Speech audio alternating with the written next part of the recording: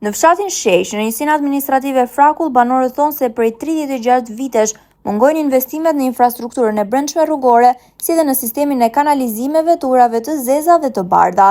Sipas tyre, pushteti lokal e ka lënë në harres këtë komunitet, ndërsa gjendja e rënduar e rrugëve dhe mungesa e kanalizimeve janë kthyer prej vitesh në problem të përditshëm për banorët. Ata shprehen se edhe pse administratori i njësisë administrative Frakull është bashkëfshatar i tyre, ai është i pafuqishëm përballë problemeve të komunitetit, pasi sipas banorëve, kërkesat e tyre nuk dëgjohen nga bashkia.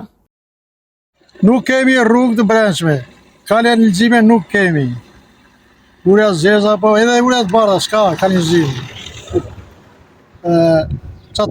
Sa vite ke pa investimet? Tëra fillimet dhe tash s'ka, ura zeza, kanalizime s'ka, as një vite qarë. Ju administratorin e keni nga fshati? Jeshtë nga fshati e administratorin. Ne kemi dhe koshat e atyre, të metorinët kemi në kanal, aty ata njënë, mojti marin e shbele meria jo aty. I kemi thënë 100 herë kam thënë jore, hiqmi që këtu këta se më kam e tokën poshtë. Po do mberu dalin tërë vend të toka pime poshtë aty. I kam thënë 2-3 herë, nuk gjojnë, nuk bëjnë, çfarë temi dhe që meni. S'ka kanalizime, s'ka konë dhe zezave. Nuk ka se ti, do mberë. Se ti, qatë se mu se ti. Jeni ankuar të njësia administrative? Jemi ankuar, qatë do ankuar ne, kush zgjidhen problemet e ti. Nuk zgjidhen problemet. S'keni shpresë? Po shpresa kemi, po qikojmë të ti. Të qikojmë.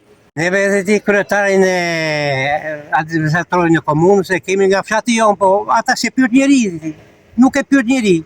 Ka pedanën të mdhenjë, me fjerë, subaqe, me shokë. Këta se pyrt njeri. A i doj shkreti, po. Ju taksat i paguni? Taksat jemi të rregullve. Uj, dritat e ti. Jemi taksat pagus të rregull. Po taksat e komunës? Komunë të rregullve, pagujnë. Pagujnë vit për vit. Shërbimi ofron? Qa shërbimi do ashtu? Gjendja e rrugëve sipas banorëve është dëshmia më e qartë e mungesës së investimeve. Në ditët me rreshje, ndërsa mungojnë sistemet e kullimit dhe kanalizimeve, ujërat e zeza dhe të bardha përfundojnë në rrugë dhe obore, duke krijuar probleme serioze për jetën e përditshme të komunitetit.